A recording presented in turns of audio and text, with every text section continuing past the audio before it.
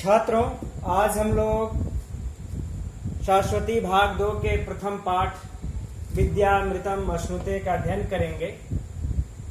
यह जो है कि ईशावास्योपनिषद से लिया गया है और उसी ईशावास्योपनिषद में एक पहले शांति पाठ आता है, उसका हम लोग जाप करके पाठ करके तो इसके अर्थ को जानेंगे। ओम पूर्णमदः पूर्णमिदं पूर्णात् पूर्णमुदच्यते पूर्णस्य पूर्णमादाय पूर्णमेवावशिष्यते। ओम शांति शांति शांति। आइए पहले इस श्लोक का हम लोग उच्चारण कर लेते हैं। ईशावास्यमिदं सर्वं यत् किंच जगत्यां जगत् तेन त्यक्तेन भुंजीथा मा गृधा कश्चिद्धनम। इसका हम लोग पहले शब्दशः अर्थ जानते हैं। ईशावास्य, ईशावास्य इदम। ईशा का अर्थ होता है ईशन। ईशन अर्थात शासन करने वाला ब्रह्म। वास्य का अर्थ होता है आच्छादित। इसका अर्थ क्या होता है? आच्छादित। इदम या सर्वम सभी, यत किंचित, यत संधि विच्छेद करके पढ़ लेंगे हम लोग यहाँ पर। यत किंचित, यत मतलब जो, किंच मतलब कुछ, जो कुछ। जगत्याम, जगति, जगत्याम अर्थात जगति। जगति किसको बोलते हैं? पृथ्वी को। किसको बोलते हैं? पृथ्वी को। जगति, पृथ्वी को। और जगत, जगत का अर्थ होगा इस संसार में स्थावर या जंगम जो भी कुछ पदार्थ, प्राणी जो भी कुछ व्याप्त है। सीधे कर देते हैं स्थावर या फिर जंगम। कहने का मतलब है कि चराचर जो भी प्राणी है इस पूरे संसार में वह। अब इसका इस तरीके से हम लोग अर्थ जान लेते हैं तो कहते हैं कि यहां से देखते हैं, जो कुछ भी, पृथ्वी मतलब इस पृथ्वी पर स्थावर जंगम जड़ चेतन वस्तुएं जो कुछ भी है वह किससे आच्छादित है? ईशन, ब्रह्म, ईश्वर, परमात्मा, उससे वास्यम मने आच्छादित है। अर्थात यह जो ईश्वर है, जो ब्रह्म है, इस संसार में, इस पृथ्वी पर जो भी कुछ वस्तुएं हैं वह सब में व्याप्त है, सब उसी से आच्छादित है। इसलिए तेन त्यक्तेन, इसलिए तेन उन सब का, तृतीया विभक्ति है, तेन उसका, किसका? जो संसार में, इस पृथ्वी में जो भी जड़ और चेतन, स्थावर जंगम जो भी हो व्याप्त है उसका। त्यक्तेन, त्यक्तेन का अर्थ होगा त्याग पूर्व। त्यक्तेन में कौन सी विभक्ति है? तृतीया विभक्ति है।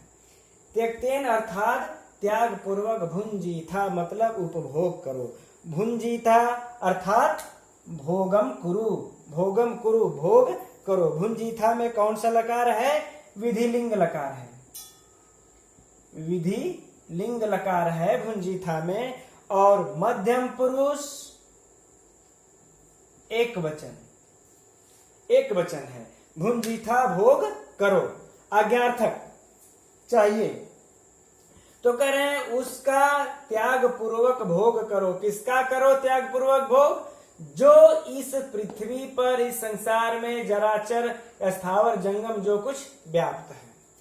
और क्या कहते हैं कि मां गृधा, मां गृधा, मां का अर्थ है मत। इस मां का अर्थ है मत करो। क्या मत करो? गृधा माने लोभ या लालच।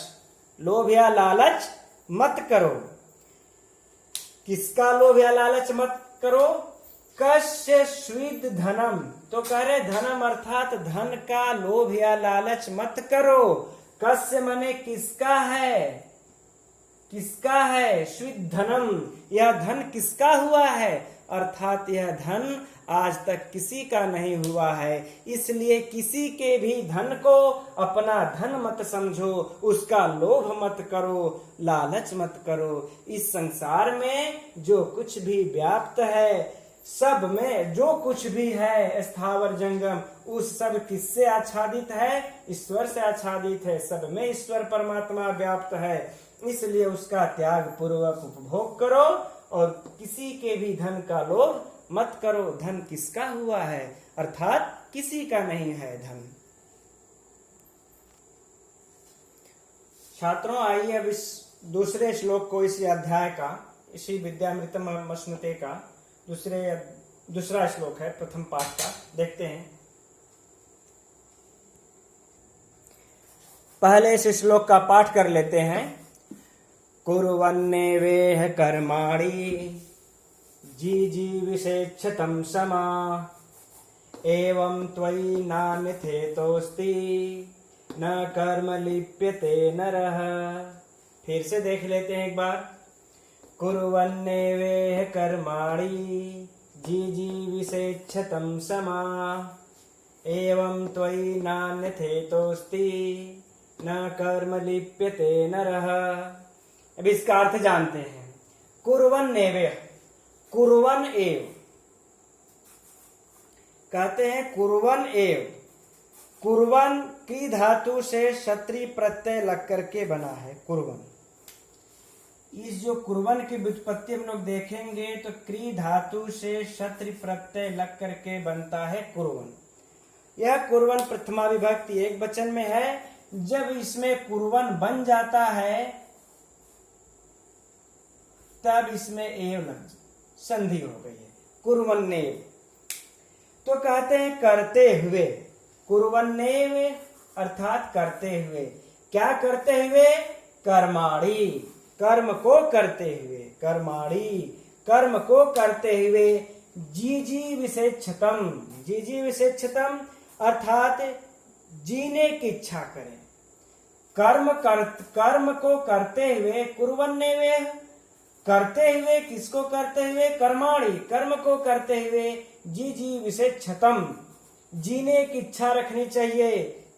समा यानी कि 100 वर्ष तक, 100 वर्ष तक जीने की इच्छा रखनी चाहिए। लेकिन कैसे?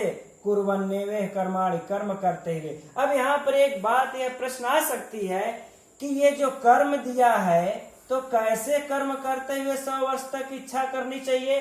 क्या चोरी डकैती? ऐसा बिल्कुल नहीं है। कहने का तात्पर्य है कि जो पुण्य कर्म होता है, जो पूजा पाठ कर्म होता है, दान दया धर्म जो होता है, ऐसे कर्म करते हुए हमें 100 वर्ष तक जीने की इच्छा करनी चाहिए। अब आगे कहते हैं इसी में कि एवं त्वयि, एवं मने यही, त्वयि मने तुम्हारे लिए, तुम्हारे द्वारा, यही जो है तुम्हारे लिए क्या है? कहते हैं कि मार्ग है। न अन्य थेतोस्ति, करे न अन्य, न मतलब नहीं है, अन्य मतलब दूसरा। कह रहे हैं कि इसके अलावा तुम्हारे पास दूसरा कोई मार्ग नहीं है। अर्थात आप सुकर्म, पुण्य कर्म, अच्छे कर्म करते हुए 100 वर्ष तक जिए। एवं त्वयि, यही तुम्हारे लिए एक मार्ग है, रास्ता है। न अन्य, न मतलब नहीं है, अन्य मतलब दूसरा, अन्य अर्थात दूसरा। कह रहे हैं दूसरा इसके अलावा कोई मार्ग भी नहीं है। और ऐसा करने से न कर्म लिप्यते नरः, ऐसा करने से कर्मों में लिप्त नहीं होता नर। तो कैसे कर्मों में? करें बुरे कर्मों में, इस सब में लिप्त नहीं होता नर। तो इसका अर्थ यही होगा कि कर्म करते हुए, कुर्वन्नेवेह कर्माणि, कर्म करते हुए जीजी विषेच्छतम समाः, 100 वर्ष तक जीने की इच्छा रखनी चाहिए। एवं त्वयि नान्यथेतोस्ति, यही तुम्हारे लिए एक मार्ग है। हे पुरुषों, हे मनुष्यों, यही तुम्हारे लिए एक मार्ग है और दूसरा कोई रास्ता भी नहीं है। न कर्म लिप्यते नरः, कर ऐसा करने से मनुष्य कर्मों में लिप्त नहीं होता, बुरे कर्मों में लिप्त नहीं होता। इसी पाठ का यह तीसरा श्लोक है। आइए पहले इस श्लोक का पाठ कर लेते हैं। असूर्या नाम ते लोका अंधेन तमसा वृता तास्ते प्रेत्याभिगच्छन्ति एके चात्महनो जना। फिर से एक बार बार पाठ कर लेने से हमें श्लोक स्मरण हो जाता है, इसलिए हम लोग एक बार और पाठ करते हैं। असूर्या नाम ते लोका अंधेन तमसावृता तास्ते प्रेत्याभिगच्छन्ति एके चात्महनो जना। अब इस श्लोक का अर्थ जान लेते हैं। असूर्या, असूर्या अर्थात प्रकाशहीन, प्रकाशहीन। जहां पर सूर्य ना हो असूर्या, जहां पर सूर्य का प्रकाश ना हो, सूर्य ना हो, उसको कहते हैं असूर्या। नाम ते लोका, असूर्या ने इस अंधकार प्रकाशहीन नाम का ते लोका, वे लोक हो, वे लोक है कैसा? अंधेन तमसा, तमसा यहाँ पर तम मने भी अंधकार होता, अंधेन मने अंधकार है ये तम, लेकिन अत्यंत अंधेन अंधेरा से युक्त। आवृता, आवृता का अर्थ देखेंगे, आवृ धातु है, उपसर्ग है, धन कत प्रत्यय लग करके बना है आवृता, अर्थात आच्छादित है। आवृता अर्थात आच्छादिता, आच्छादित है। तो किससे आच्छादित है? करे तमस, अत्यंत अंधकार से। किससे? अंधकार से, अत्यंत अंधकार से आच्छादित है। कौन? ते लोका मने वे लोग। कहां पे? जहां पे असूर्या, सूर्य से प्रकाशहीन जो लोक है, जो लोग सूर्य से प्रकाशहीन है, वह लोक अत्यंत अंधकार से आच्छादित है, ढका हुआ है। स्वाभाविक सी बात है कि जहां पर सूर्य का प्रकाश नहीं रहता, सूर्य नहीं रहते, वह लोक अंधकार से आच्छादित होता है। यह इसका ऐसा अर्थ हो गया। अब करें तास्ते, तो तास्ते प्रेत्या, प्रेत्या का मतलब होता है कि मर करके, प्रेत्य, प्रेत्य अभिगच्छन्ति, यहाँ पर हम लोग संधि विच्छेद कर देंगे, दीर्घ संधि हुई है। प्रेत्य अभिगच्छन्ति, प्रेत्य का अर्थ होता है मर कर, मरणम प्राप्य, मरणम प्राप्त करम, है ना। तो यहां पर कहते हैं ये प्रेत्य में प्र, फिर आपका ई, धन, लेप, यह बन करके इण गतव धातु इसमें है। तो कहते हैं प्रेत्य अर्थात मर करके अभिगच्छन्ति मने जाते हैं। तास्ते मने उसको, उस लोक को। किस लोक को? तास्ते का अर्थ उस लोक को। किस लोक को? तो वह लोक जो सूर्य से प्रकाश से हीन है, अत्यंत अंधकार से व्याप्त है, उस लोक को लोग मर करके, प्रेत्य मने मर कर, अभिगच्छन्ति मने जाते हैं, तास्ते मने उस लोक को। अच्छा, तो उसके बाद कहते हैं इसलिए ये के चात्महनो जना, ये के चात्महनो कर आत्महनो, च आत्महनो, आत्महनो अर्थात आत्मा की जो व्यापकता को स्वीकार नहीं करते। आत्महनो यानी कि अगर देखा जाए तो इसका अर्थ होगा आत्मानम ये घ्नन्ति, अर्थात जो आत्मा को मारते हैं, अर्थात जो आत्मा को मारते हैं, जो आत्मा को नहीं समझते हैं, वह लोग, जना मने लोग, वह लोग कहाँ जाते हैं?